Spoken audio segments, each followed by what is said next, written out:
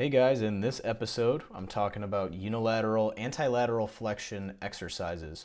So what does that mean? Basically, we're trying to stop our spine from bending to the side. So if you think of a side bend exercise, we're trying to resist that. And basically, these are some exercises that can help you do that.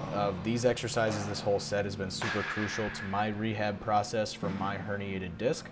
So I want to present you guys with some easy exercises towards the beginning that can help a lot with that. Basically, this first one is just a side plank variation where we're sitting on our knees.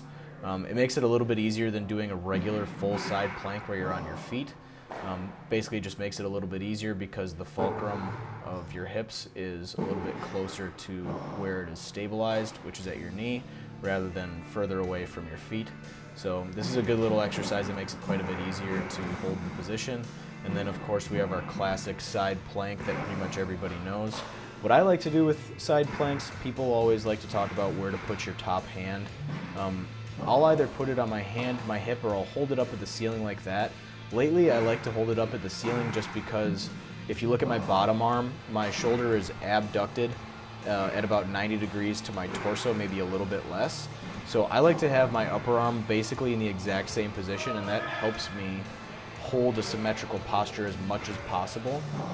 If we're just talking about like sagittally, if I'm drawing a line down the middle of my body, I want it to be pretty close to perfectly symmetrical from side to side if I can help it. For whatever reason, that just helps me mentally, number one.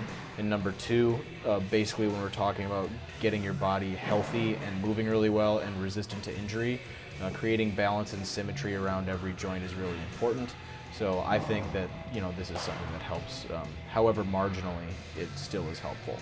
So on this next one, we're back on that knee in the side plank position, and we're just going to be abducting our leg or raising it up towards the ceiling, which you're going to be feeling a lot in that top hip, but also surprisingly in that bottom hip quite a bit as well, because you have to stabilize it and you have to be pushing those hips up off the ground as you're moving up and down a leg, which requires a lot more stability than you might think when you're just watching the video, so give that one a try as well. This one's significantly harder. You're holding the side plank position, and we're starting to do the exact same thing. Abduct that top hip by raising it up at the ceiling, and you're gonna feel the outsides of your hips just screaming on that one. Honestly, for a lot of people, even some strong athletes that I have, they really struggle with this exercise. So make sure that you're not rotating your hips backward or forward when you're doing it.